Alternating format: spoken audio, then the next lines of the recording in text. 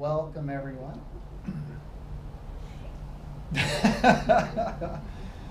So tonight, our topic of discussion is on navigating the spiritual landscape. And I think it's really wonderful to be able to talk about a subject or speak on a topic that's not quite so heavy. The last few talks, the last few times we've gotten together, we've gotten into some pretty deep stuff. Last week we talked about suffering as our greatest teacher. The universe standing over you with a whip saying, "Get to it." Not quite that way, but... So this week we're talking a little bit more about something that we can kind of play with together as a group. The wild and wacky nature of the journey that has brought us to this moment, that continues to unfold perpetually and infinitely through this space that we call this moment. The endless, enduring nature of what is. It's interesting because the spiritual landscape is filled with so much stuff. I've said before, I was an atheist before I had my own way a couple of years ago. And, I used to think that all this spiritual stuff was a bunch of crap. I still think 99% of it is a bunch of crap. But each and every one of us has to go through the things that we have to go through. And they're like rungs on a ladder. It's like a staircase winding around the mountain, leading upward until we get to a point where we're all standing there looking down from the same place, from the same viewpoint, experiencing reality as it truly is. Most of the spiritual things that we see in the world today, they're there to entertain and exhaust the ego. That's what they exist for. That is their purpose. As I've said many times, all things in this universe exist to serve their own purpose. There is a loving, intelligent awareness that is moving all things in the direction of its own purpose. And everything is in perfect harmony with itself. So when we get into these tendencies of looking at a particular religious belief system or a particular cultural tradition or a particular anything that anyone is aspiring to as a spiritual notion, it's very easy for us to sit here and go, "Oh, they got it all wrong and they're wasting their time." No, it's simply not true. Simply not true. But here I want to talk a little bit about how we kind of evolve through our understanding of things. And we can talk a little bit about it. And even using the word evolution or evolve is not the right word. It's just a movement. It's all just a movement. From the moment of your apparent birth to the moment of your apparent death, it's all just a movement. And each and every unfolding moment within that movement contains something that we're moving with, that is moving us, and it's all just happening.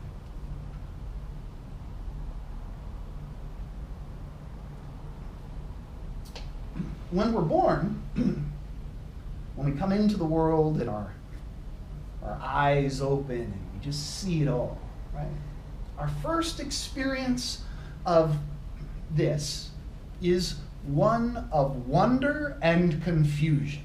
Right? Now, I can't say that's true, right? Because I don't remember what it was like to be a minute old. But they tend to cry when they come out. Whoa, what is all this noise and light and nonsense? I'm cold, I'm hot, whatever it is, right? So it's this, huge shift in experience from being in the womb to being in the world. And then we get a little older. We start to be conditioned, right? We talk about that kind of thing a lot, and I'll circle back around on that a little bit perhaps, but that's not really the focus for tonight. But we go through this initial period of conditioning, right? We're told who to be. Right? And as we're kind of learning our way around others and around words and concepts and ideas, our experience of being is one infused with curiosity. What a wonderful and beautiful stage that curiosity represents. It's kind of in that place that exists when we don't really know anything and we're not really wanting to pursue any particular way of being. We don't even know what the options are. I mean, what's a chair? Oh, you sit in it. Oh, okay, that's a chair. What's that? Oh, that's a light. Yes, light. You start to get this. Oh, what's this? What's this? What's this? What's this? Wonderful. Until you, as an adult, go, can we just integrate an encyclopedia into the child's mind at an early age? Can we just program that in so I don't have to answer all these questions? But the curiosity, the beauty of it, to a certain age. And then we start to get angry, whole different stage. Most of us become distrustful of, all the things we see. We don't like school. We don't like our teachers. We don't like our friends. There's too much drama. Our parents suck. Endlessly, we find things wrong all around us. And of course, we know everything. Because when we were in that curious stage, we learned everything there was to learn. Now it's my job as a teenager to explain to everyone how it is. I know best. Oh yes, I may look at you and see you as a 17-year-old being, a 17-year-old body, but beyond that, you are the ageless, infinite expression of pure consciousness itself. Yet because you don't really understand what that means, we're having a little bit of an argument about whether you're 17 or absolute wisdom expressing itself. And I will tell you now, you're 17. It's all right. Just be 17. And then we have these adult years, these early adult years, where now we have to contend with education and we have to contend with getting jobs and money and paying bills. And you thought you were angry as a teenager? Disillusioned as an adult. I thought I knew how it was. I mean, it seemed so easy for my parents. Now I know why they fought and drank.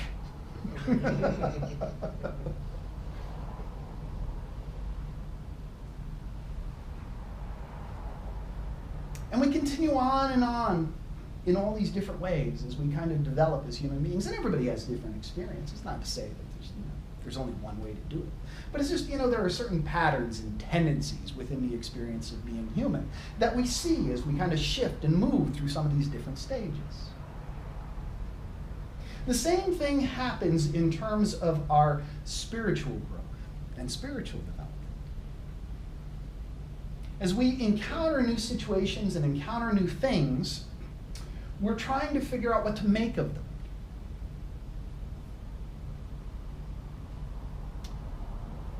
Most of us, not most of us, that's too strong a term. Many of us find ourselves kind of entrenched in the religious beliefs and traditions of our families, right? Which in this country happens to be predominantly Christian. So we are read into the Bible. We're brought into that space. Not everybody, many of us. And it was interesting, I was listening to something from Osho earlier today. It was just this little 5-minute segment, and it was really funny because one of the things he said is that, most of these religions are like playthings in order to keep small children busy. Because there's somewhere within most of these religious traditions, and it doesn't matter if it's, a branch of Christianity or Judaism or Islam or any of these well-defined belief systems. It doesn't matter. There's a seed, there's a core of truth somewhere in there. But then all these layers got wrapped around it, and the truth kind of got muddled, shoved off to the side. In each one of these traditions, there's still someone that's holding the candle, right? Many of the Christian belief systems, they're Christian mystics and Gnostics and monastic traditions. There's the Sufi mystics in the Islamic faith. Within Buddhism, you have certain sects that worship the Buddha and other sects that are trying to be the Buddha. It's all different. It's all different. As we're trying to figure out where we belong, we might try different things at different times. So we may play with, okay, here's what my parents brought me up in, and I become familiar with that, and I do whatever that contains. And, okay, that's cool, that's not cool, I like this, I don't like that. Maybe you go to a few other things and, experience things with your friends. Oh, so-and-so's mom's going over here to this church, and we're going to do this thing. Or there's this festival over here, so you get some variety. It's great. There's something that happens for all of us here, and for most people at some point in their lives. There's something that happens at some point where the weight of our lives forces us to dig deeper than what the surface level offerings have to provide. It's kind of like, look, I've been listening to the preachers, and I've been listening to the teachers, and I've been listening to all these people day in and day out. And I get it, I hear it, but I can't really make it work in my own life. There's something missing, and I don't know what it is.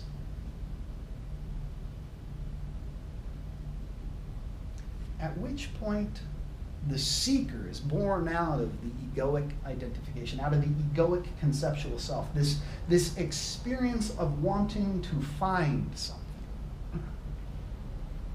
It's a beautiful stage within spiritual evolution, because it is that moment at which we go, all right, I am going to bring back the curiosity that was the starting point to this whole thing. I'm going to try new things and see what works. I'm not going to listen to the people who would scream in my ear about how if I don't do it their way, I'm going to the bad place. Not interested in that anymore. That's not helpful.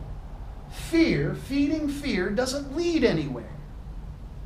It keeps you in the pew, keeps the collection plate full. But it isn't truth. It isn't being spoken in a way that guides people inward deeply enough to find themselves. Circle back around.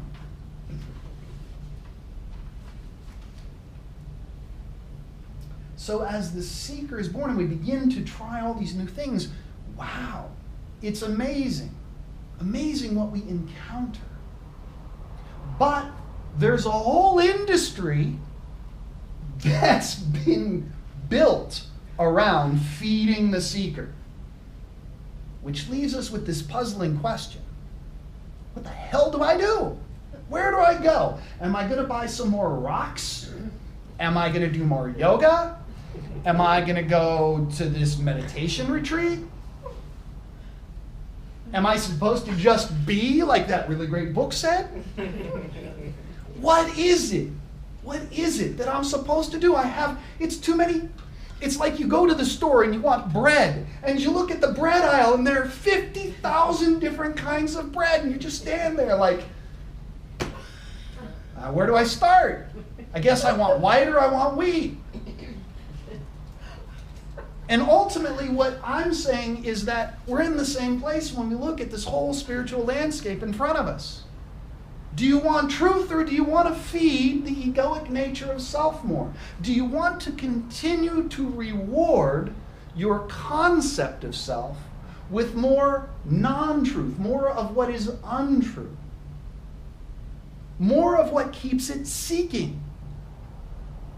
Because I'll tell you right now, the seeker is just as illusory as the ego. It's just as illusory as the conceptual self. The seeker is trying to get somewhere, but the seeker has nowhere to go.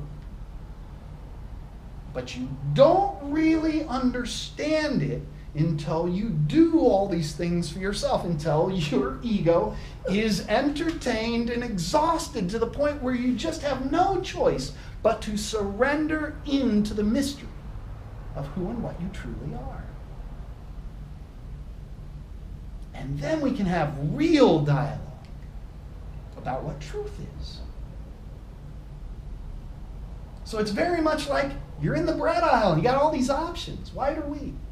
Do you want to feed the ego, or do you want to find the truth within yourself? Now, there's lots of stuff out there. Hey, we're going to go manifest some stuff. Great! Go and manifest until your little heart is content. Your God, embrace it. Wonderful. What's your notion of God? That's great. You want to learn to levitate? Good for you. Out-of-body experiences? Go for it. ESP and telepathy? Wonderful. And when you're done playing with all that nonsense, and what you get to is that place where you say, you know what? None of that really did anything for me. I'm still just as stuck as I was before I did that. Because in all those places where we're busy trying to pursue some spiritual notion, there's still someone in pursuit. And for as long as we believe we are someone, there is still someone to suffer. And ultimately, in this process of spiritual evolution, what we get to is that place when we say, I've had enough suffering.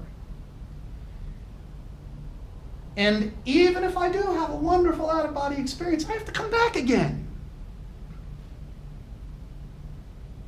If I meditate hard enough, maybe I can vibrate right out of this reality, because all I have to do is raise my vibration to the point where I become pure light. Wonderful. Have at it. And when you're done with that and you come back to the sadness that's inherent in the quality of I didn't make it, when you realize the failure, when you feel the weight of the failure, I'm not good enough, I'm not loving enough, I'm not meditating hard enough, I'm not doing it right. When you get tired of wearing all of that, I mean, hey, if you do it, great. But when you get tired of failing at it, then we can have a conversation about what reality is and ask the question of who's trying to get away and what are they trying to get away from? And is that one real? Or is that one a conceptual notion, born in thought that only exists in the mind? Can we get to that place where we watch with awareness our mind so closely that we begin to recognize that we can tell ourselves any story that we want to? And then it's a question of which story do you choose? I was talking last week about how, from my perspective, there are really kind of three primary spiritual paths. You can either manage an unhappy me, or you can create a happy me, or you can leave the concept of me behind entirely. Now, I'm far more interested in the last one, because that's the only place where we find out what we really are. Because when you get to that place where you're just like, I can make up whatever story I want to, every interaction that I have, every stimuli that I encounter creates some movement within the mind, creates some story within the mind. And that story is dependent upon the conditioning that I've been exposed to over the course of my life. And so what I do is I continue to create the same kinds of stories over and over again. I see my own understanding of myself reflected in the world that I occupy. In that, if I don't believe, don't have love, don't have truth, don't have honor, don't have these qualities, they're not really useful, but I don't have them, so I continue to experience a world that doesn't have them. And then I project my lack of the qualities on the lack of those qualities in the world. And now I'm existing in a shitty world, and my world sucks. You suck, I suck, the whole thing sucks. It's all in the mind. Now, can we get to a place where we see the truth of that within our own experience, and can we see it deeply enough to recognize that just beneath the mind is something that, let's say, the mind floats upon. Let's call it the sea of conscious awareness from which we all arise. And that the mind is floating on that sea. And that most of us are using it as if it's a life raft.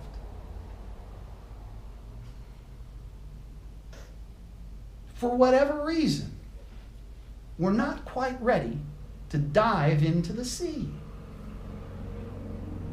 What is it that's keeping us grasping the life raft of the mind? Now, this isn't to say that there isn't still thought. It's just to say that the nature of thought is understood. When you see activity in the mind, you recognize, not my mind. Just the movement of thought. You are the sky, and thought is like a cloud, and instead of watching the cloud, be the sky. It really is that simple. When we leave behind the need, the desperate need to label and identify everything, to define everything, including ourselves and the world,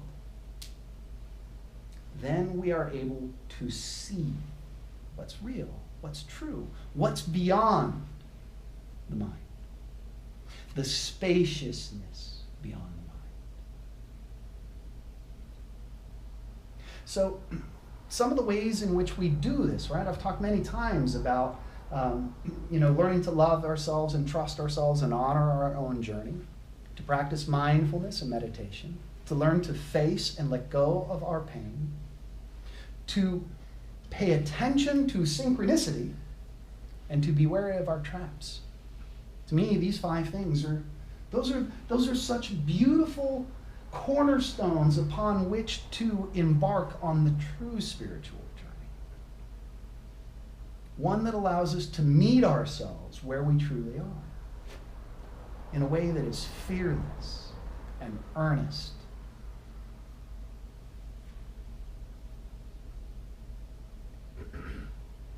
Synchronicity is one of the most important aspects of it all. Because each and every one of us has these experiences that we can call them coincidences if we like. But if we're really paying attention, if we slow ourselves down enough to pay attention, we can see that there's something moving just at the edges of our vision. Something that's trying to let us know. It could be a song on the radio, a book that you open up to, whatever it is.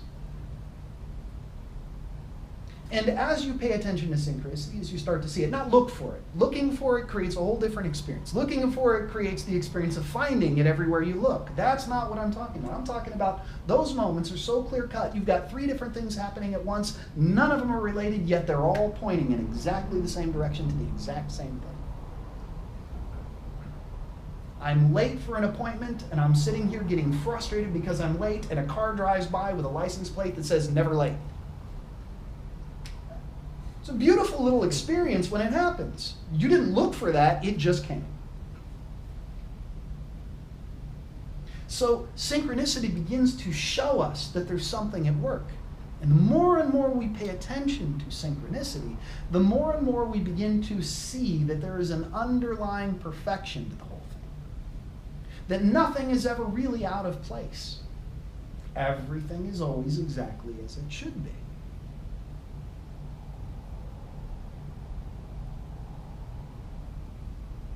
as we find ourselves in that place, and as we become attuned to that, as we begin to experience reality from that place, then a certain faith comes forward. And it's not necessarily faith in, something beyond yourself. It's more faith in your experience. Faith in your actual experience. And you can start to look back on past experiences. Now, I don't recommend playing with your past. This place is a place that doesn't include the web of yesterdays. It leaves all that nonsense behind. But you can reflect upon your experience of the past and look at how all the things that have occurred in your life, the wild and wacky journey that has brought us to this moment, how there is something perfect, beautiful to it. Now, it may not have seemed that way at certain times. That's kind of what we talked about last week. It may not seem that way at certain times.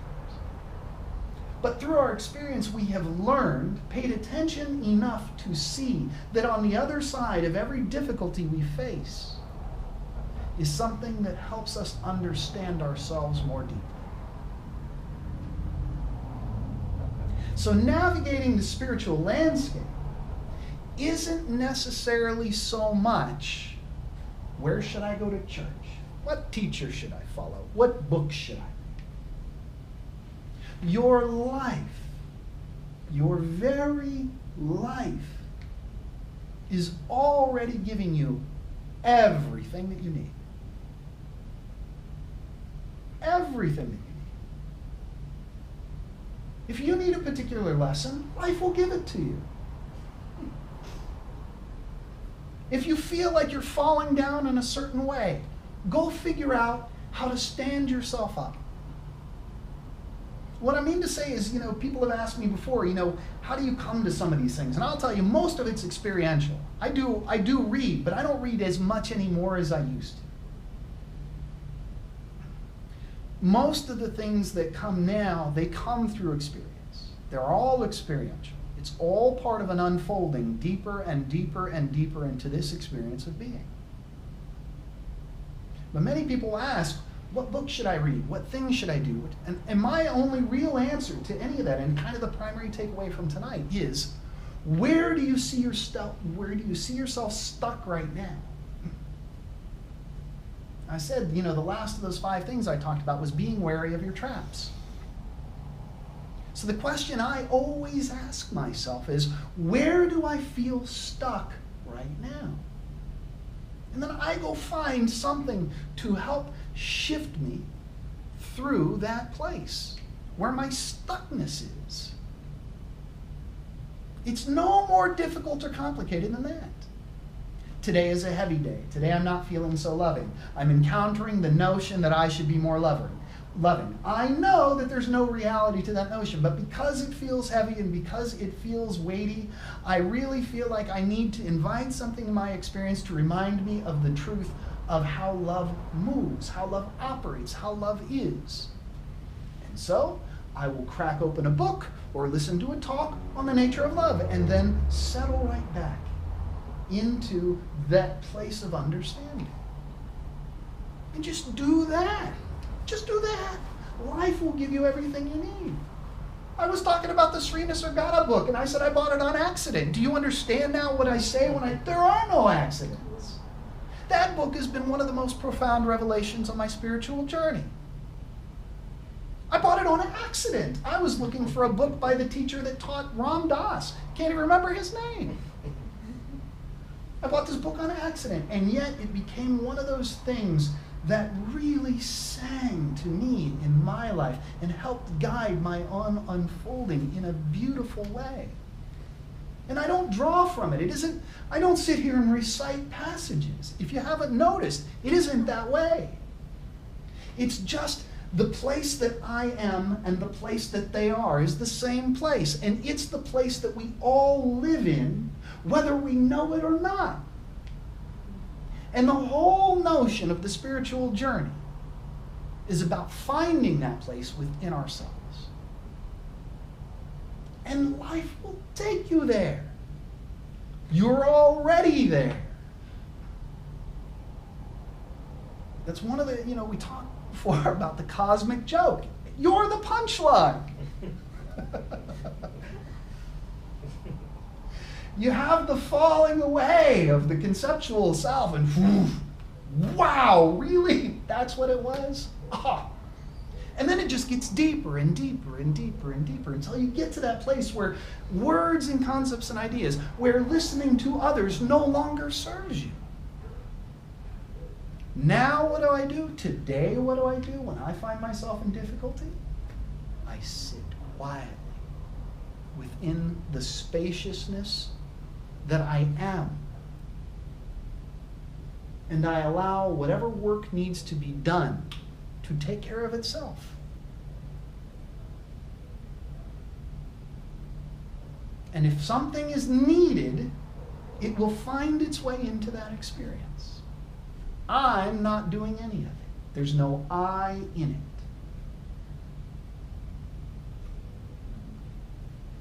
All right, so that's a lot of stuff about surfing the waves of what we call spirituality. So let's open it up to dialogue and talk about it a little bit.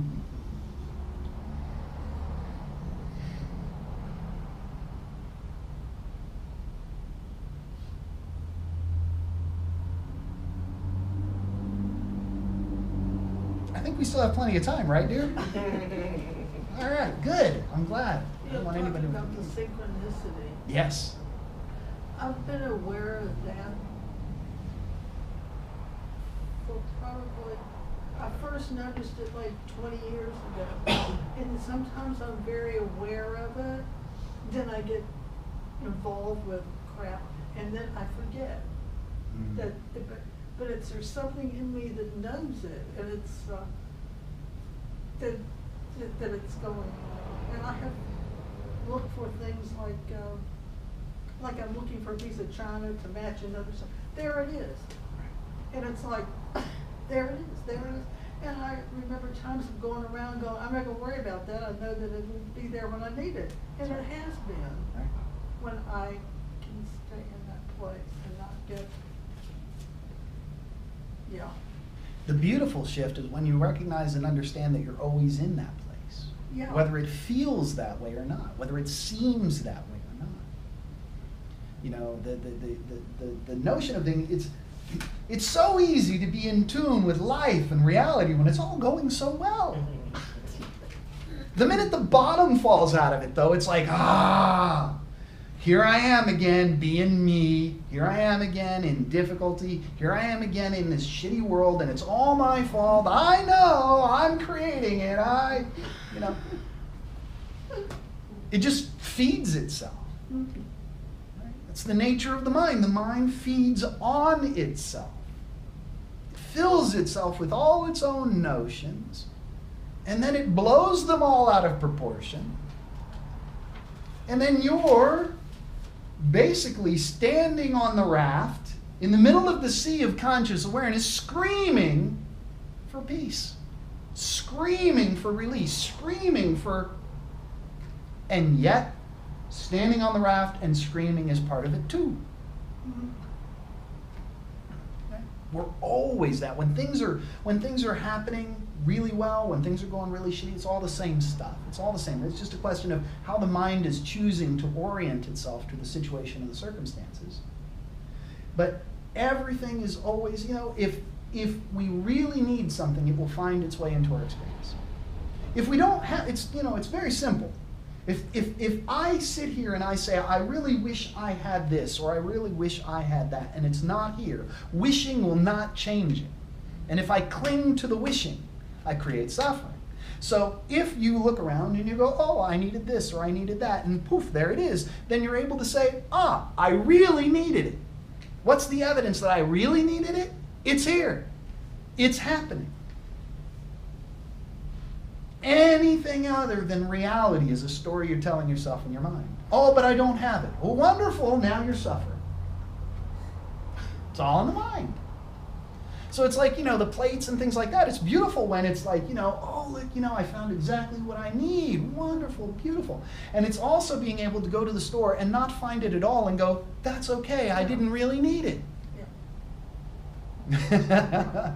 So it's both, right? Yes. And having that profound appreciation when reality meets us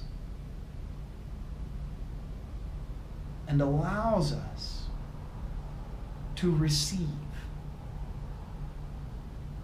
Allows us to receive. And sometimes we misplace that. Sometimes we're so busy looking at all the things we don't have, all the things that we want, all the things that we wish we had, all the things that we need. We fail to appreciate what we have. The moment where you're standing there and you're like, you're standing at the store and you're like, they don't have it, they should have had it, last time they had it, now they're out, why don't they stock it? And you're all angry.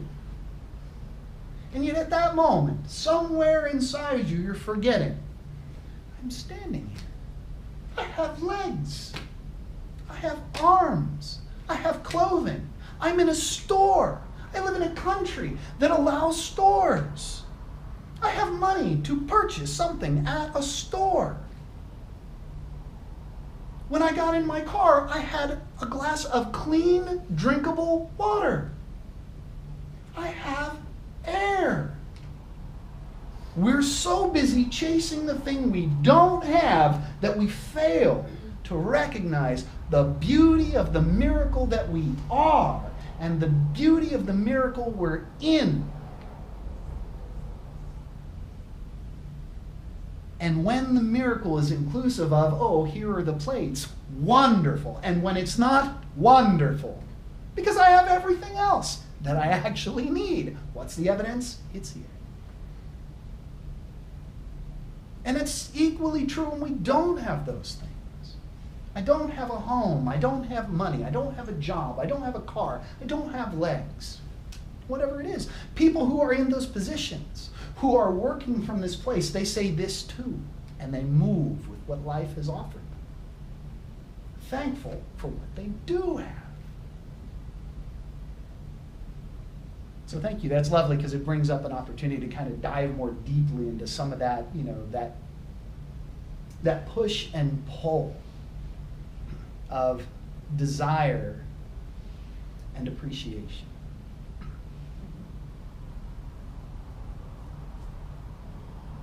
I have a question. Of course. I'm trying to say a word, but okay, so to be honest, I am definitely one of those people, I'm just spiritual, not religious in any way. But I do. Me too. Yeah, but I love going yoga and coming to your classes and going to our temple and meditating. I do all that stuff all the time. Right. And I feel if, for example, I miss one of your classes or I don't meditate for a week or whatever it is, I feel off. Sure. Would that mean that I'm chasing spirituality and I'm not present, or you know what I'm saying? Is there something wrong there, or I'm trying to understand what you kind of just said all there. How does it apply to me? Yeah, I'm Yeah. what did he just say? You know what I'm saying? Can you kind of maybe explain that part a little bit? Because I love my crystals. I got crystals everywhere. I manifest all day. I mean, so. No, I think it's beautiful, right? Every single one of us honoring our own journey, right, is incredible. I mean, again, all those 5 things that I talked about in the beginning, right? Learning to love ourselves, trust ourselves, honor our own journey. That's kind of one of the most important ones. They're all equally important in their own way. But honoring your own journey is, recognizing that, like I put in the thing for this, right? There are nearly 7.4 billion people on this planet right now. And therefore, there are nearly 7.4 billion journeys. Yours is to take your journey.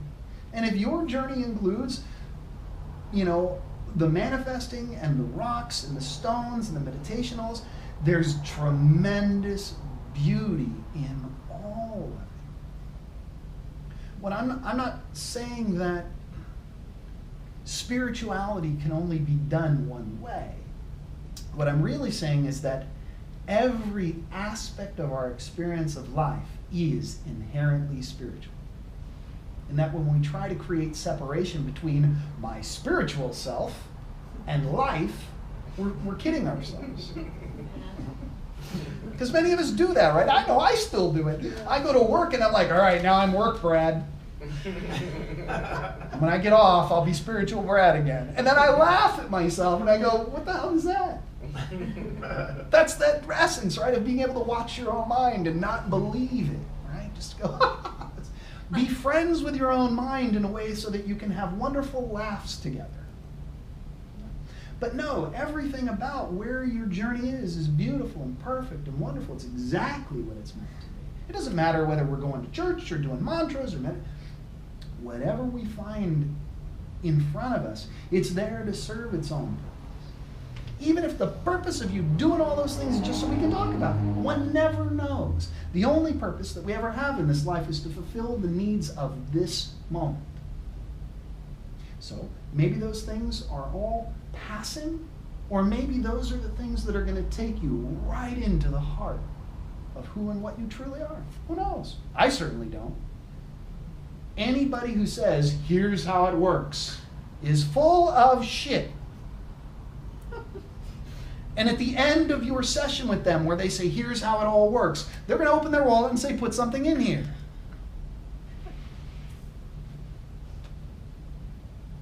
That's the industry that exists. But you know, if there are things that sing to us on the way, be with the singing. It's like, you know, this whole experience of being, it's like a lullaby. You know, so if certain notes are, over here we're going to do this, and we're going to play with this, and we're going to try this hat on, we're going to go through this experience, and we're going to move with this. It's all perfect. It's all perfect.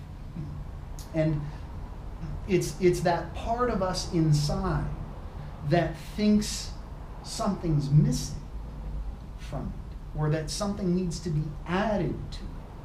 That's the part of us that we really need to look at carefully.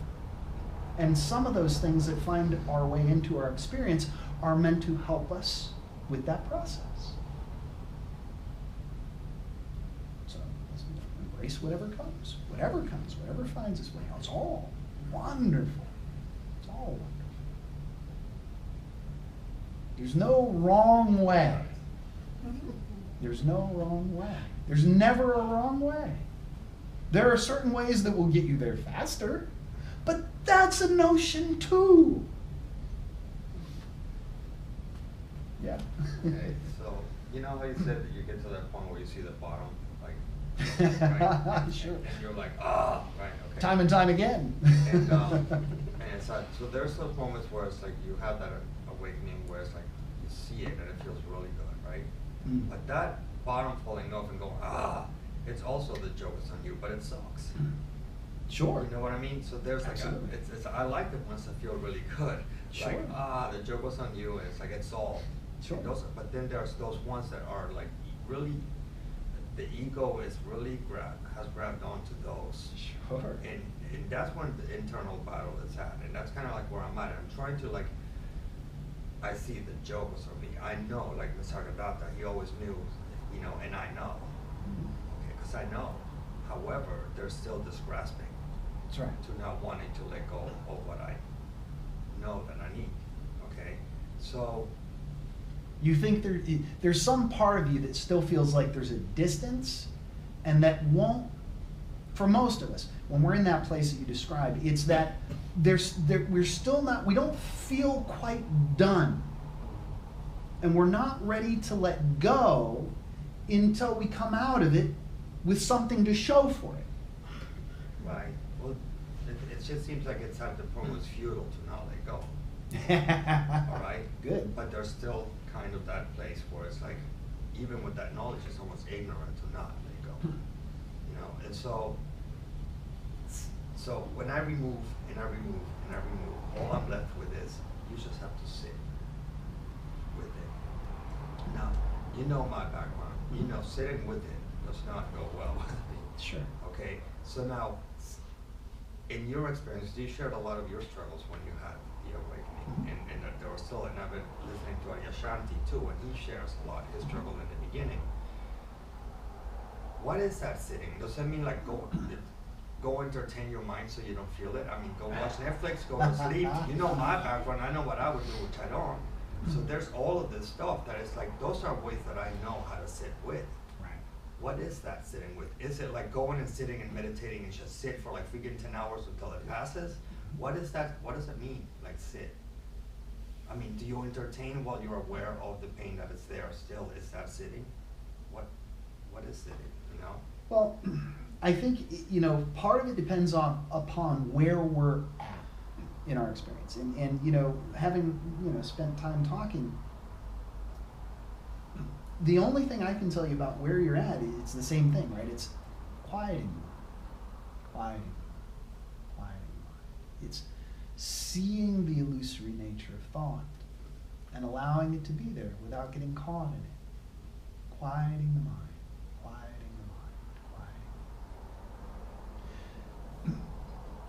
The whole thing of I am looking for this knowledge, I am having these experiences, I am having these doubts, I am seeing these obstacles, I am having these problems, all of it. It's all in the mind. All of the distance that we think is there is thought of in the mind. If we are able to collapse the mind and move beyond thought, we're no longer caught in that place. So the ego is in the mind. The seeker is on the edges of the mind. When the seeker bursts through the thin veil that separates inner from outer, the whole thing, the bubble bursts. The bubble bursts. And the ego and the seeker are seen. It is in the quiet space of what we are, beyond thought, beyond narration, beyond words. That is what we're aiming for, but we're not really aiming because we're already that. It's just busy being something else.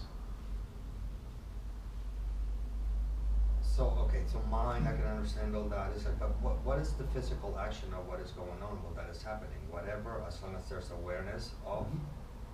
Awareness. You know, I mean, I know it sounds really silly, but it's like I'm stuck. It's not. You know, yeah. Like for example, because like numbing out through things that maybe are not that harmful is one way for me to just deal with whatever I'm supposed to sit with. So like I'm specifically, I guess, asking like, what? Because I don't know. And it might be very simple, but it's like, do you sit down in lotus position? Do you lay down with not falling asleep? Do you turn on Netflix? As basic as that. So I'll tell you what my days like. are. Do you what? And as long as it's like, I'll tell you what my days as long as you're aware that is where you're at, and this is going to dissipate, it's all good. It's like, so what is actually the physical action of sitting with it? I know the mental part. Right, but that's all there is. See, that's the thing. That's all there is. There's only the mental part. So my days basically are very much like, you know, I wake up, here I am. I'm going to the bathroom, here I am. I'm dealing with the children, here I am. I'm eating, here I am. That's my day. I'm watching Netflix, here I am. I'm having a heavy moment, here I am. I'm having a good moment, here I am. It's all it is. And it's not narrated. And when it is narrated, I laugh at the narrator. I say, oh, there you are again. Hello. So, you know, it is like I'll go through periods of time where, you know, I'm just really tired and really worn out and I've had enough. And I still work to make myself available to others who need me. But sometimes, in order to honor myself, I have to say, I'm sorry. But right now, I need to go watch Netflix. I'm going back to watching another Enterprise episode. I'm going to go take a short walk out on the beach. I'm going to go lay down and meditate for a little the way I approach it is each and every moment offers the opportunity to shift with it. It's following the course of things. It's just, if effort is required of you in order to move through something, effort will arise naturally and spontaneously. If zoning out is what's required, that's going to arise naturally and spontaneously. If loving more deeply and being more embracing of some difficulty within our lives is what's required, it will find itself. Whatever is required of us is what moves through us. We are completely one with the moment. There's no division or separation. There's no difference between our experience of being and our experience of the moment. It's all contained in the same space. And whatever is arising, whatever is occurring because that's just how it is. So it's the need to know what that is that is causing the suffering. That's the problem. That's the whole problem. That's all in the mind. Here I am in reality. Right now in reality, it's just this. It's the only way to give it any description at all. Better to be quiet, better to be silent and not use words. Better to be present with this moment and with everything that this moment contains without needing to say anything about any of it. And that's always the way the moment is. And yet the mind will grab a hold of something in the moment and turn it into a story. And that's the way it is. Now it's this, now it's this, now it's this. And now we're contending with our story. Not the moment. The moment's just what the moment is. But we're contending with the story. And the story's fine too. If the story says, I don't want to put up with this shit, then don't put up with it. Move on. Or work with it in a way that says, you know what, I don't want to put up with it, but I can see that there's a way I can be useful here. So I'm going to put up with it as much as I can for as long as I can, and then I'll move on. And maybe in that kind of a space, if we create that kind of a space in our experience, it leads somewhere that opens us up more deeply. And whatever's going to happen is going to happen. There's no need to get locked into the mind or thinking that it should be a certain way. It just is the way it is. Oh, look, I was an asshole. Wonderful. Oh, look, I was a great guy. Wonderful. Oh, look, I broke that. Wonderful. It all has to be embraced from that place of being able to say, and this too. Moving to the best of our ability from that place of love and kindness for ourselves and for others. But if we don't, and we go, okay, this too. It's the ownership. It's attempting to own it all. It's attempting to explain it all. It's attempting to understand it all that creates our suffering. And if we can let go of that need, then we're creating an opportunity to reach into that spaciousness that we are. It's very much like, it is this quiet, serene lake picture. No movement upon the water at all. And over here on the side is this mirage called me that keeps throwing stones into the water. If we stop throwing stones in the water, it just stops moving. Stop throwing stones in your own water. That's really what it comes down to. It's just, if we're in the mind, if we're engaged with thought in any way whatsoever, then we are in a place where we are not with what we are. Now we are, but we're not. We are, but we are not. It's that difference between being conscious or unconscious, right? We're always that. But whether we recognize that we're always that or not, being in contention with what is, that's the problem. And all that's happening in the mind. It's all mind-made. All mind-made stuff. So there's a shifting occurring. So what is happening now is that when I came in, it was like the surrendering was to the situation, and the situation is not here. So now it's like almost like the surrendering is to the ripple effect of the situation, which is not here, which that is here. And what is here is that I am sitting here. That's it. that, whatever that situation is, it will arise on its own, and then that will be the moment there. But it's not the moment. There's only ever this moment, right? That's the beauty of the whole thing, right? Is every time we find ourselves lost in whatever story we're telling ourselves, it's why we always, I always talk about the meditation, right? Breathing in, breathing out without the need to label any of it. Just center yourself in the experience.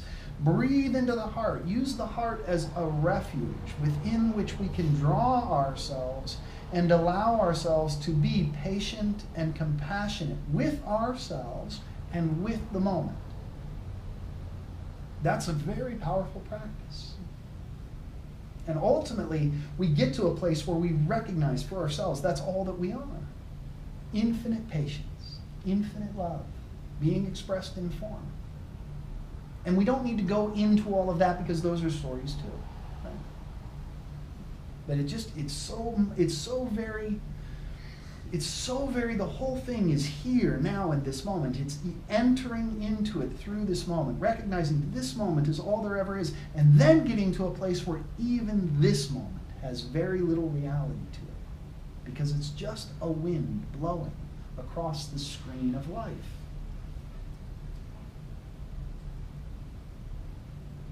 Yes, sir.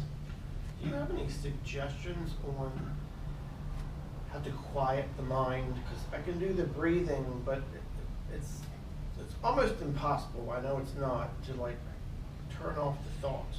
Right. Well, yeah, it is impossible to turn off thought. Right. Now, I would say there's a point in our journey where we spend more and more time in the space between thoughts, but it's impossible to just turn the mind off. That presumes that there's a me that has the ability to do that, right? So there's an article on my website that kind of outlines looking at this from a progressive perspective, right? Beginning with awareness. Just being aware of our mind states, the awareness that we cultivate, through meditation, through mindfulness. That's why mindfulness and meditation is kind of one of those 5 key things I talk about. But being able to be present with our own mind, so we can see how chaotic the mind is, how crazy it is. It's a tornado of response to everything. I mean, it has an opinion on everything. It has all these beliefs that it's been, that have been programmed into it. It's just got all this nonsense dancing around. And as you bring your awareness to the nature of thought, you can see, wow, I mean, goodness gracious, I'm over here, I'm over there. All right, now I'm going to be aware and I'm going to be here in this moment. And then we enter into this stage of kind of working to discipline the mind. Okay, I'm aware that it's all over the place. Now I'm going to work within that awareness to bring myself to something. I'm going to bring myself to something, developing that single pointedness, that concentration of being able to shift your awareness, shift your attention from one thing in the mind to something else in the mind. Right? Or perhaps to something that's present within the experience. So disciplining slowly, right? Slowly, over time, disciplining the mind so that you begin to exercise. It's not control, it's not the right word, but we have the experience of being able to control our thoughts. And it's not the right word, it's not the right way to express it, but that's the best I got. And then we get into a place where we begin to see, because we're working at such subtle levels of thought, subtle layers of the mind, that we're able to see very clearly, everything occurring, everything happening in the mind, that's where it is. And now, anytime I see my mind active, all I need to do is bring myself back into the space of now. But it's a progressive process. It's not like, I know the first time I ever sat down to meditate, I mean, it was, the Vipassana meditation, breathe in, pay attention, don't worry about your mind, just label thinking. And I'm like, I'm able to get 3 breaths in, and I'm like paying my bills and trying to figure out, I got a meeting tomorrow, and 3 breaths in, and then maybe the next week I get 5 breaths in, and the next week I get 2 breaths in, and now I'm berating myself for not getting as close to it as I got last week. That was my whole, that was many years ago when I first got introduced to meditation. Now, it's quiet. I mean, there's just, being fully present with the experience of being and seeing thoughts as those clouds dancing against the background of the sky and not losing myself in anything that thought has to say. Well, sometimes, a thought comes in and it goes, you should pay attention to this, or you should pay attention to that. And I'll grab it and I'll run with it. And then I'll look at myself in the mirror and go, what was that about? But I know within my experience of being the truth of the fact that all things happen for a reason. All things are moving for a reason. So if I find myself grabbing hold of a thought, it's because that's what was necessary in that moment. If there was a certain weight to the thought that I needed to experience, if there was a certain movement of being that needed to happen to influence another, or whatever the whole thing's all moving together. There's no separation in any of it. It's all just so intertwined and so interconnected that there is no separation. There's no difference in any of it. But it's working progressively. Awareness, awareness, awareness. Oh, discipline, discipline, discipline. Quiet, quiet, quiet. Now it's just a game that I'm playing with myself. So that's the best I got on that one, because that's kind of the essence of the whole thing, right? Many teachers will say you'll never quiet the mind, so you just need to do this and play with this over here. And I say no, you can actually, but it's going to happen in its own good time. It will happen as it's meant to happen for each and every one of us. Some of us may go to our grave with a mind that's just nuts. And some of us may go to our grave with no mind at all, realizing that there's no... Who's going to the grave? What grave? What is any of this nonsense? But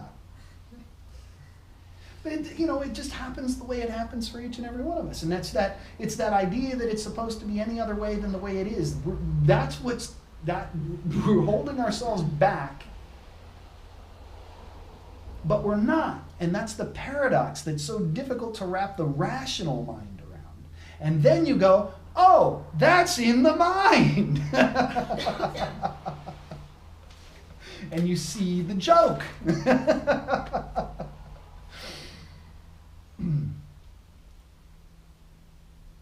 talked about equanimity before, which is, I think that's what's helped me a lot with that sense, which is like training that observer to just sitting first. Right. Yeah. And just focusing on their breathing.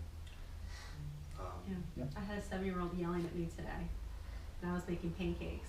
That something was wrong or whatever, and I'm just like, you keep yelling, I'm just making the pancakes. And and it was my ego, and I was, how could I let her talk to me like this? And all she was saying was, be quiet, to her sisters and stuff. And I was like, I shouldn't let her talk to me like this. And Mom, are you gonna let her talk to you like this? And I'm like, this is just passing. I'm just doing what I'm doing. I'm just making my pancakes. This will be gone. This will be over with in a minute. But I could have grabbed onto that, and I would have before. I would have been like, hell, holy terror, Mom. I was like, does this serve me? When I feel that starting to come up in me, and it feels so gross, it feels so bad, I have to put it out. And then focus on what I'm doing. Physically, like even looking at my hands. I fold a lot of laundry. So being mindful and coming back to what I'm doing at that moment instead of getting myself caught in that story and running with that. That's the whole practice of mindfulness. It's such a powerful tool, In some practices and some belief systems, and they're like, that's what it's all about. No, it's a tool to help us get through the chaotic nature of mind. To move past it, and it's one of many practices that is worthwhile to cultivate so that we can continually bring ourselves back to the moment, embracing the moment as the moment is, instead of trying to distance ourselves from it in some way.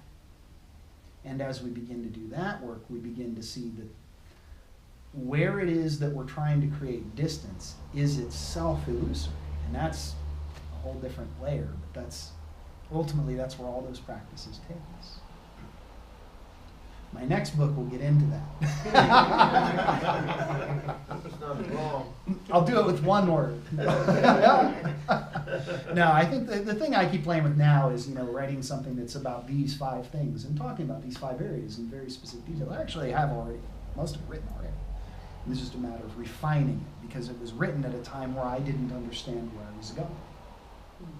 I was still a seeker. But something very deep was expressing itself in a way that needed to be captured. Now it needs to be updated. Talking about the mind. Yes. If you're like ADHD,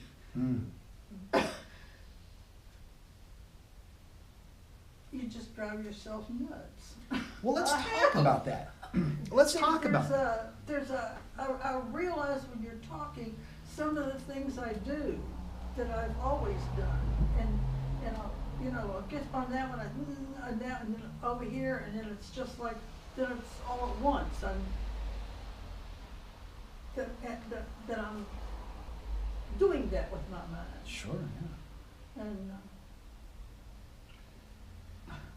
it's overwhelming. What's interesting, though, is a lot of people that I talk to say something very similar. I have ADHD. Yeah. Right? It's interesting for a couple of different reasons. One is, first of all, it's a great example of how we identify with labels that we carry about ourselves. If I tell myself I have this thing called ADHD and it has these characteristics, anytime I see one of these characteristics arise in myself, I'm going to label it ADHD, and I'm going to reinforce this identity within myself. And I'm going to put myself in this box called ADHD. Right? That's one way in which it's interesting. The other way in which it's interesting is ADHD, it's one way of describing it is kind of a racing mind that can't really pay attention, right? What's it racing to? And what is it paying attention? What is it, what is it that it's not paying attention to? We label something like ADHD and we say this is a negative thing. It's a bad thing because it keeps us from being productive. It keeps us being focused. It keeps our attention away. And I say, is that necessarily a bad thing? I mean, it can also mean that you hyper focus on one thing and you can't let go and can't let go and can't let go. Sure. That's part of it too. Okay, yeah. So I'm not very familiar with it, but it's one of those things where in any way in which we are either unable to focus or focusing too hard, Yeah. they're in the realm of extremes. Mhm. Right? They're Yeah, points of that's it, but opposition. it's the- Right? Yeah, the teeter-totter. Mhm. Right? But isn't it interesting as well that many of the things that we struggle with have kind of a quality of opposition to them? And all truth is found in a center of balance. Right? So there's something in between. But what I'm really kind of trying to get at more so is this isn't really what it appears to be. And when somebody's having difficulty with something that we would label as ADHD, what I would say is that many mental conditions are actually the result of trying to struggle with all of this ridiculous nonsense we engage ourselves in every day. And whenever somebody's mind is unable to deal with that, I consider that a beautiful flowering of human consciousness. In whatever way it expresses itself, being able to say, I can't operate with the way things are, puts us in a place where we go, okay, what is it that's wrong here? Now, usually we point at ourselves. I'm the broken one. I need to fix myself. I need to figure out how to work properly in society, all that nonsense. But ultimately, these ways within which the mind, gets our attention by being so wacky, it's a wonderful flowering because it makes us look more deeply at what's really wrong with the world we live in. And it's usually a relationship between where we are within our experience of being and how we see the world that we find ourselves in, which was kind of what we were talking about before we started. That kind of, how is your world today? So ADHD, any of these kinds of things, any of these things, I mean, I was a narcissist, right? And somebody could say, well, they're just labels. They're ways of taking a certain set of patterns and characteristics and putting them in a box so we can label them. Yeah. Well, I know with myself, I wasn't diagnosed until, about 10 years ago. Sure, right. But when she was telling me what that was, it was going, oh my God, I've done that. I'm here or there or here or there. Sure, yeah. Adrenaline addict, that kind of, and can't stand boredom. And I realize when you're talking sometimes that what my mind does to process stuff, that it's like, it's got to be, Sure. and aware of doing it in the extreme. There's never a middle of the road. It's, and being aware that I'm doing it. When I went over to the other coast, after going to your classes, I was very calm, and it was like everything going fine until I got extremely tired. Sure. And the little things about you can't take care of yourself.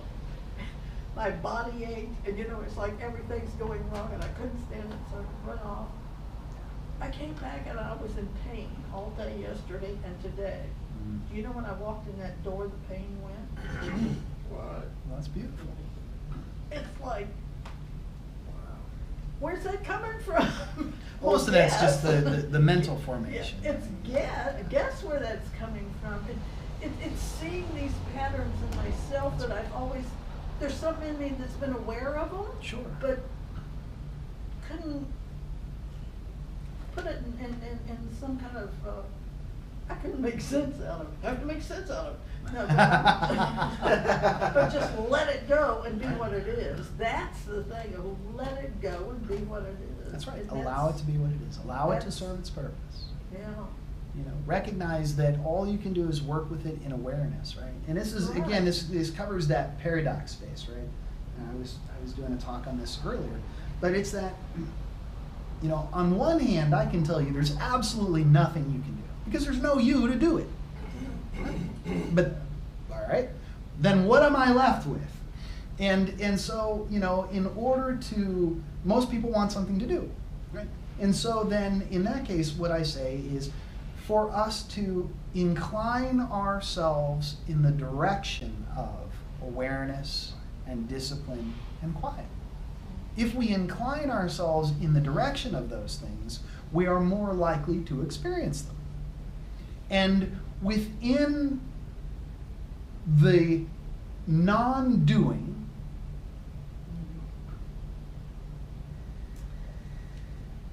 being is still expressing itself, right? What's a better way to say it? There is space in the course of your life, even though you yourself are not the one guiding it, there is space for guidance to come. And the space for that guidance includes inclining yourself in the direction of these things. You'll never know if you don't try. Try and see. So the awareness and the discipline and the quiet. And if you don't have it, don't worry about it. Maybe there's something else that works better, right? Maybe mantras work better. Right? Maybe there's some other discipline or some other method or some other way in which to be with your own experience that creates that quiet through a different means. Because many of us, there are people in my life who are very busy people. But there is truth that someone has to be busy, or else it all falls apart. Right?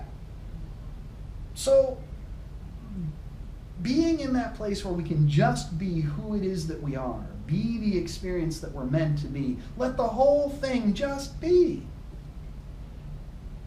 And if we feel like we're missing something, or if we need to do something, or, we want something more out of it, well, then incline yourself in the direction. and allow the work to do itself. Because many times we get into that place where it's like, all right, this is what I want. Here's my notion of what this is. Here's my notion of how I should be. And now I'm going to put that over here, and I'm going to run towards it. And every time I find myself stumbling, I'm going to beat myself up. And all you do is keep moving yourself further away from it. You know, it's like you turned your head around backwards and you're walking in the wrong direction. So we can't do that either. It's all got to be held a certain way. And that way is, it's all okay. Move in the direction of love and kindness to the best of my ability, and if I fall off my horse, I get back up on it and I keep riding forward. I leave the past behind and I keep moving forward with love and kindness as my only real goal. If I have one at all. Yes, sir. I know, like from working in the medical field and the aspect with a lot of ADHD people, I mean, I see today, like I've been on that side and now I'm on the spiritual side, and I see like this gap, like it could be so frustrating when you're diagnosed and you have a chemical issue and a brain issue and forever you're gonna be like that. And then you come to some here and you go to your doctor and you tell them, I mean, even if they would have come to me before I knew this aspect, I would have been there wrong. It's like, look, you're sick. It's not gonna go away. You gotta take the medication. But you know, I've never seen anybody that has taken medication that ever say, they'll be like, I'm doing better. That's about it. I'm doing better. Right. The mindfulness is not a component of it, which is actually that I'm doing better, let me learn the techniques and let me see how far I can take it, and then start backing off of the medication. Oh, yeah. It doesn't happen. It's like you're stuck on the medication, you're doing better, you're doing good. Right. Continue that way. The medication becomes a crutch. Yeah. Once you start the mindfulness, it's just like you're starting to have control of over the part that the medication is not working on, but you don't know how far you can go beyond that point, because it's not like really unless you get into like mindfulness based therapy, right, which they use that type of thing. And we were talking a couple weeks ago, right, about this relationship between the brain and the mind. Right? Now, in our physical experience of being, we have the brain. The brain releases certain chemicals. Right? So what's interesting is as we practice mindfulness, we reshape the brain, which alters the chemical composition of the brain, which changes how the brain is producing all these things. And if you get yourself on a medication and you're doing all this mindfulness and you're shifting and changing the brain, but you're continuing to use the medication, who's to say that you're not shortchanging yourself in the process? Who's to say that you aren't inhibiting your own the movement of neuroplasticity, right? But who knows? That stuff's all way beyond me when it comes to who's got what drug to change what mental. That's all beyond me. As far as I'm concerned, if you're on a medication, that's part of it too. Until you're not. I used to take medication. I haven't taken any of that crap in a couple of years now. And my life is so much more beautiful now. But my life is beautiful not because of anything that any drug ever did.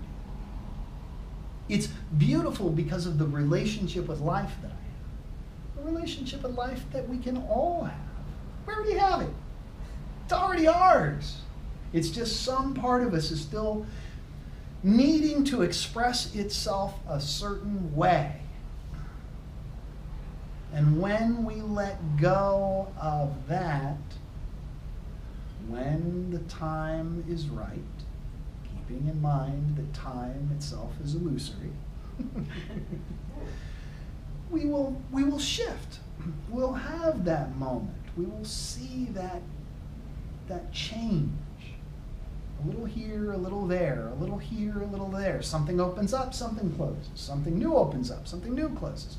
Over and over and over again until, ooh, what's that? Ah.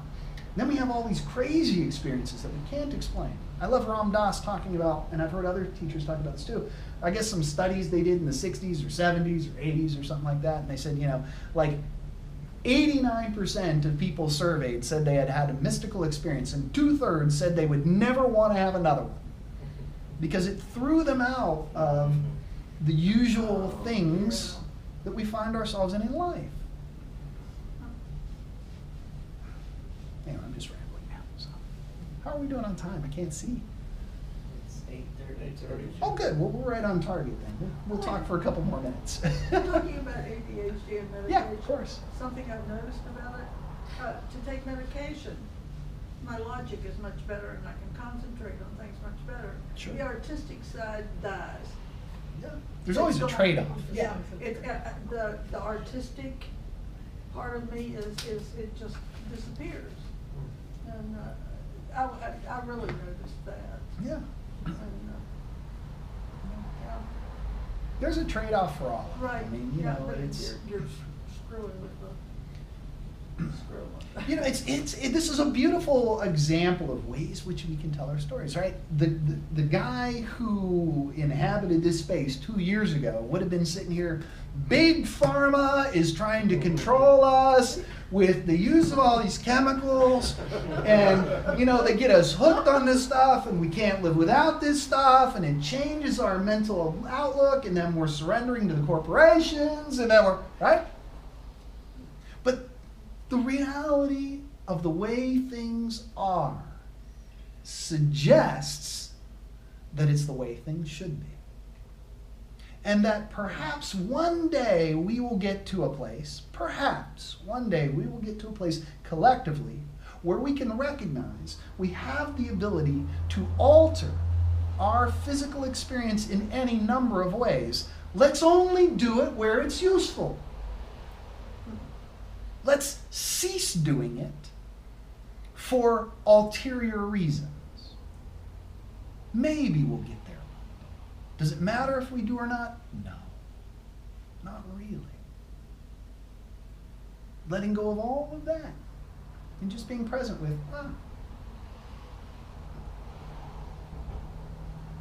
we're on medications, because a lot of people doing spiritual work on themselves,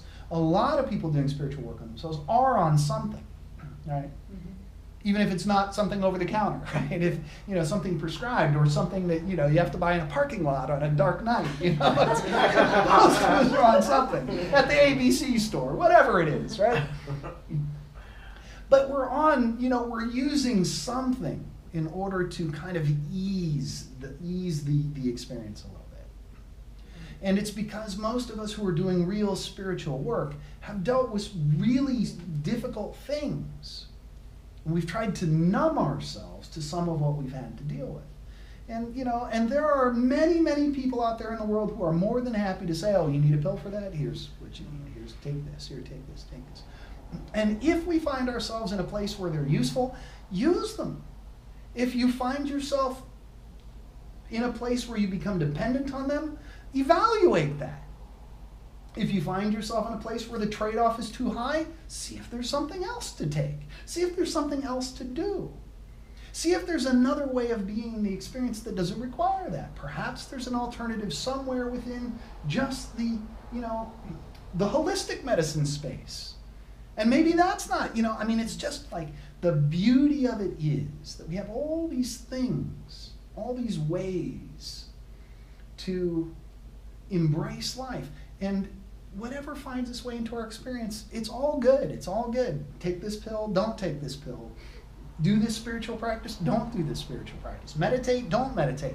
What you are will find you. It will come forward in whatever way it needs to. So embrace it all. Embrace it all. And that's how we navigate the spiritual landscape. Embrace it all. Life is the greatest teacher that any of us could ever hope to sit at the feet of. So let us honor that teacher with the fullness of our being.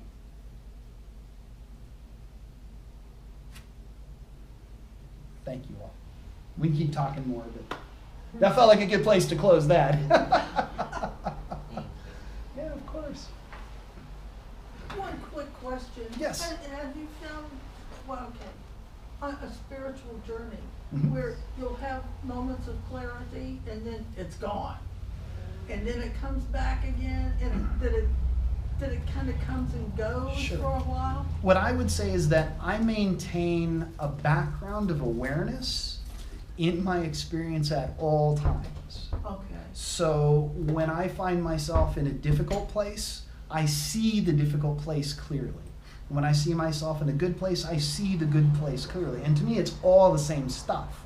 It's all just a movement within consciousness serving its own purpose. And I don't get connected or attached to any of it. I just look at it and I go, I wonder what this is about, or, you know, look at this, isn't this interesting, or how curious this may be, or, you know, to me, it's just something that is, and it doesn't need to be given any more attention than it deserves. It's just a temporary, ephemeral, shifting, changing moment, expressing, experiencing. It's just a movement.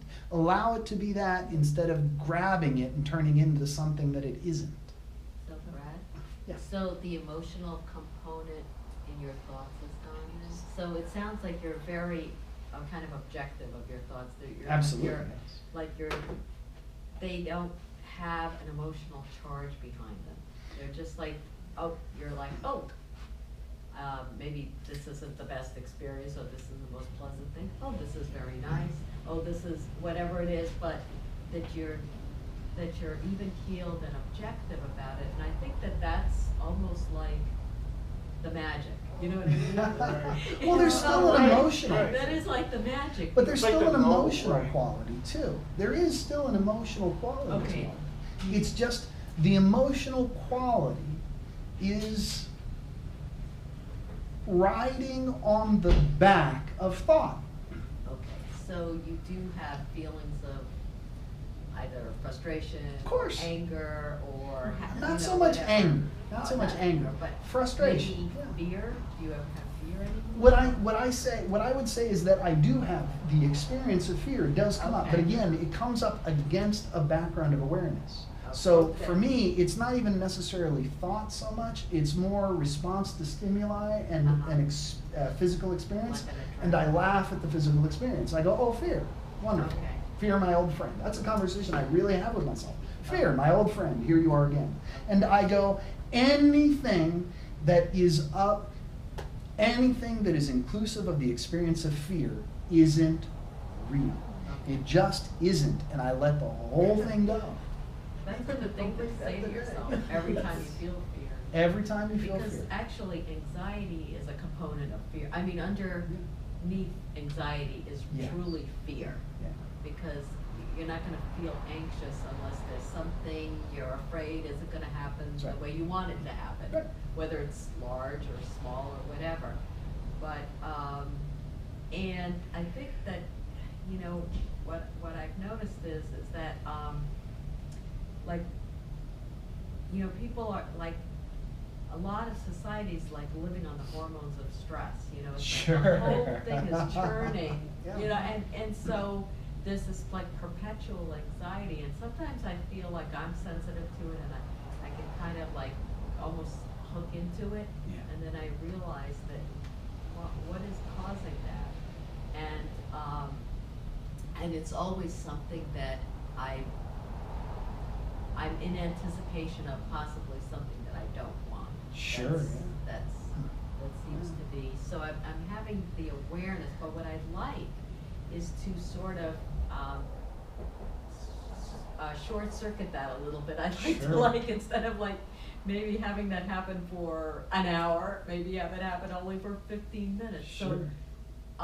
So I guess would like maybe, and sometimes I do this, sometimes if I have time, I'll go into the breath, you know, or I'll do like a 5-minute meditation, Right. or I'll listen to Om. There's a really good Om CD that I have it. So, you know, I'm trying to undo it so that period of stress is getting shorter and shorter and shorter. Sure. I mean, do you have anything else you want to add to that would be helpful, or, because I think we all kind of deal with that? Yeah, I find myself in spaces like that. And what I do is I just bring myself right back to the moment.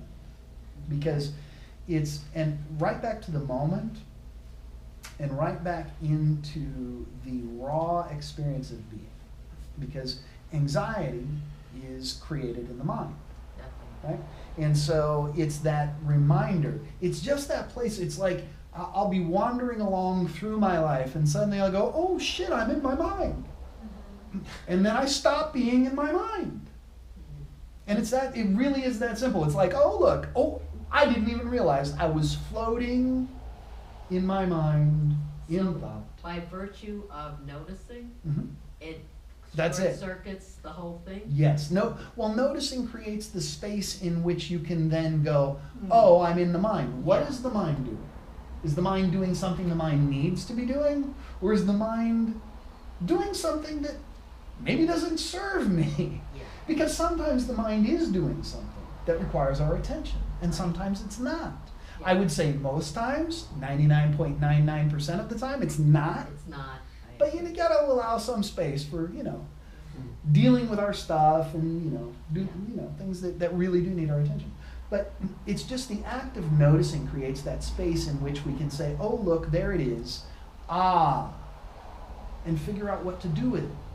Usually, for me, all it is a matter of going, all right, breathe in. I'm in the experience. Look, a tree. And then I go, it's not a tree, right? But I don't even do that, right? It's just being present with the images that are moving by. It's very much, this is that space where it gets hard to use words to describe that which cannot be expressed in words, right? Mm-hmm. It's coming back into the presence of being that is inclusive of the whole experience of being. It's not in the mind. So, oh look, I'm in my mind. Flip it right back. Now I'm centered in being again. In a place that has no center. I'm centered in a place that has no center. And it's inclusive of all there is. And there's no, what is the point of being in the mind? It's all taking care of itself. I'm going to watch that. I'm going to watch that. I'm going to be with this. I'm going to listen to that. It's just allowing it all to be.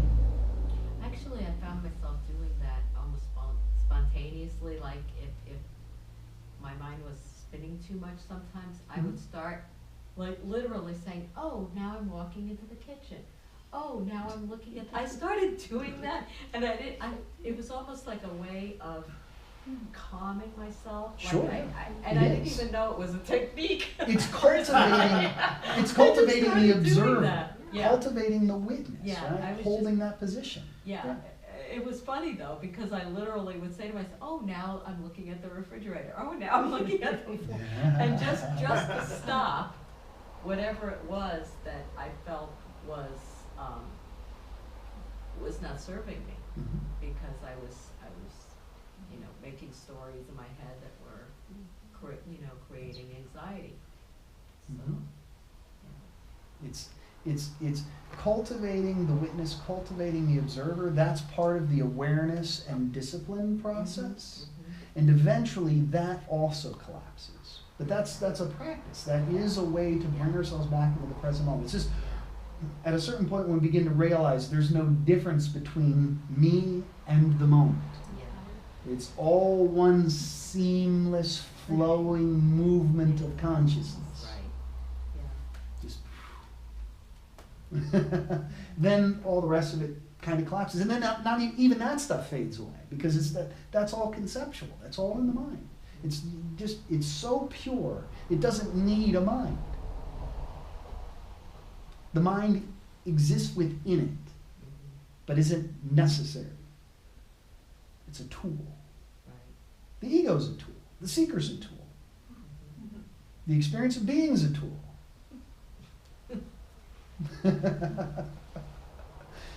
And it's all great fun when we don't take it too seriously. It's exhausting. We all take It is. seriously, that's the It problem. is. It's like, I feel like I almost got it. I got that. No, I don't got it. Yeah, I got it. And it's like, Hey Bradley, do you have a sheet with like the homework and stuff? Yeah, they're all up there. They're on the table coming in. And so what did I say here? What does your spiritual journey look like? What does it feel like? What are the patterns that are appearing in you and around you? What is the flow of your life? Can you see how your journey has unfolded into this moment? And can you remain open to what may be coming next?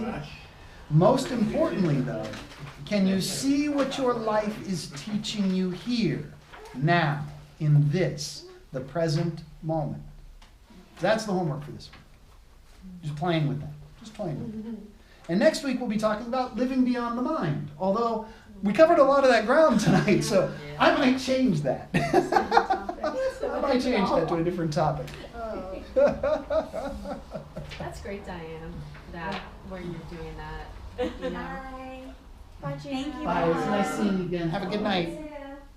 That's awesome. I mean, for me, that works too. I do that because Yeah. if not, I mean, I see myself in tomorrow. Like, I think about tomorrow and I'm like, wow.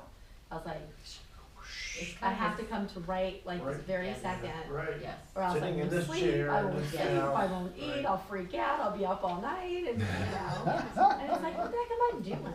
Oh, yes, no.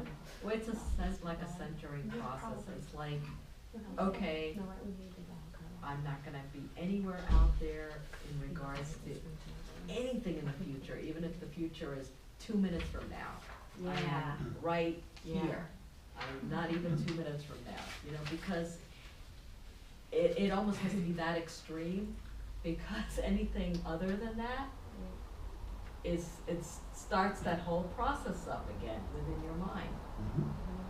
It's So- so interesting. What's another way to look at it that's fun to play with What? is to ask the question, time is a linear concept. Right. The mind is a linear construct. Mhm. The mind is busy trying to plan for a future that doesn't exist anywhere other than in the mind. Right. It's experiencing reality through a linear progression. Mhm. Oh, God. And none of it is real. Not a single aspect of the mind or time is real. Time only exists in the mind, and the mind is only can only be referenced Mhm. Mhm. through this notion of time. Yeah. Yeah. So it's an interesting thing to play with. That is interesting, because I've noticed that the more you're in the mind and the more you might get, you know, you might be in a state of worry or whatever, then time becomes stronger. Mm. So the concept of time and the feelings about time or time running out or just your obsession with time gets stronger as your stress gets higher. Sure. So it's interesting that whole thing, you know, the spaciousness just kind of collapses, Yep. and then time has even a stronger hold on Yeah. it. It I is. noticed that. They're just wonderful things to experience and play with and see. Mm-hmm. You see it all, and it's just kind of like, well, isn't that, huh? And the more and more you see, the more and more you see that it's all in the mind. And that's the process of revealing. That's why I say, to me, let's give the ego and the seeker as much as it wants to take on. Let it entertain and exhaust itself, because that process is what clues us into the fact that it's all in the mind. Ultimately, that's what it shows us. But we have to go through it all before we arrive at that place. So just being with it, just paying attention to it, let it be its own clue.